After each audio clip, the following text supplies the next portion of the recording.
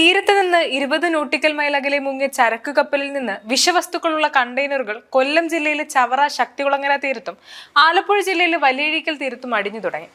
ഈ കണ്ടെയ്നറുകൾ കാണുന്നവർ അതിനെ സ്പർശിക്കാനോ അതിന്റെ അടുത്തേക്ക് പോവുകയോ ചെയ്യരുതെന്ന് നിർദ്ദേശങ്ങളുണ്ട്. പുറംകടലിൽ മുങ്ങിത്താഴ്ന്ന ചരക്ക് കപ്പൽ ഏതു നിമിഷവും ഒരു ജലബോംബ് ആയേക്കാം. 16 കണ്ടെയ്നറുകൾ കാൽഷ്യം കാർബണേറ്റ് കപ്പലിലുണ്ട്.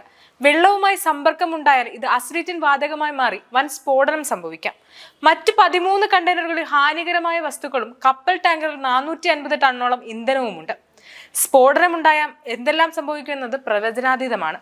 കൊച്ചി തീരത്ത് 38 നോട്ടിക്കൽ മൈൽ അകലെ തിരക്കേറിയ കപ്പൽ ചാലിന്റെ അടിത്തട്ടിലാണ് കപ്പൽ ഇപ്പോൾ. 20 നോട്ടിക്കൽ മൈൽ പരിധിയിൽ മത്സ്യബന്ധനം നിരോധിച്ചിട്ടുണ്ട്. കൊച്ചി, ആലപ്പുഴ, കൊല്ലം തീരങ്ങൾ എണ്ണ രാസപദാർത്ഥ ഭീഷണിയിലായി. കപ്പലിന്റെ 2 കിലോമീറ്റർ ചുറ്റളവിൽ എണ്ണ പരന്നിട്ടുണ്ട്. വെള്ളത്തിൽ നിന്നും എണ്ണ വലിച്ചെടുത്തില്ലെങ്കിൽ മത്സ്യബന്ധനത്തിന് വലിയ പ്രതിസന്ധിയാവും. എണ്ണ പടർന്നാൽ മത്സ്യസമ്പത്തിന് കൊടിയ നാശമുണ്ടാകും. 640 കണ്ടെയ്നറുകൾ 100-ലധികം കടലിൽ പതിച്ചിട്ടുണ്ട്. ഒഴുകുന്ന കണ്ടെയ്നറുകൾ മറൈൻ ഗ്യാസ് ഓയിലും വെരി ലോ സൾഫർ ഫ്യൂർ ഓയിലും മറ്റുമാണ്. കോസ്റ്റ് ഗാർഡ് കപ്പൽ, സക്ഷം, കോസ്റ്റ് ഗാർഡിന്റെ ഏറ്റവും വലിയ ഓഫ്ഷോർ പെട്രോൾ യാനമായ സമർത്ഥ എന്നിവ എണ്ണ പടരുന്നത് തടയാനുള്ള തീവ്ര ശ്രമത്തിലാണ്. ഡോർണിയർ വിമാനം ഉപയോഗിച്ച് എണ്ണപ്പാട നശിപ്പിക്കാനുള്ള പൊടി തെളിച്ചു. കണ്ടെയ്നറുകൾ ഒഴുകിയെത്താൻ സാധ്യത കൂടുതൽ ആലപ്പുഴ തീരത്താണ്. കൊല്ലം, തിരുവനന്തപുരം തീരത്തും സാധ്യതയുണ്ട്. കണ്ടെയ്നറുകൾ വീണ്ടെടുക്കാൻ 2 കപ്പലുകൾ രംഗത്തുണ്ട്. കണ്ടെയ്നർ ഭീഷണി എന്ത്?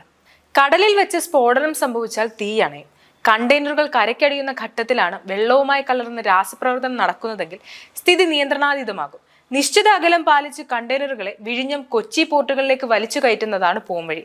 അതിന് കണ്ടെയ്നറുകൾ സംബന്ധിച്ച് പൂർണ്ണമായ വിവരങ്ങൾ ലഭ്യമാകണം. വിദേശത്ത് നിന്ന് ചരക്കുകൾ അയക്കുമ്പോൾ കണ്ടെയ്നറുകളെ കുറിച്ചുള്ള വിവരങ്ങൾ നൽകാത്തതാണ് പ്രതിസന്ധിയാകുന്നത്. കാൽഷ്യം കാർബണേറ്റ് എന്തിനാണ്? അതീവ സുരക്ഷയിൽ പ്രത്യേക സജ്ജീകരണങ്ങളോടെയാണ് രാസപ്രവർത്തനം നടത്തി അസിഡിറ്റിൻ വാതകം ഉണ്ടാക്കുന്നത്.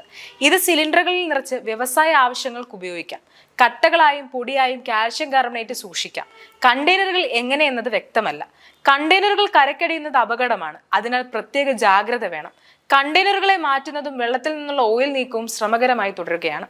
News desk IBN Malayalam.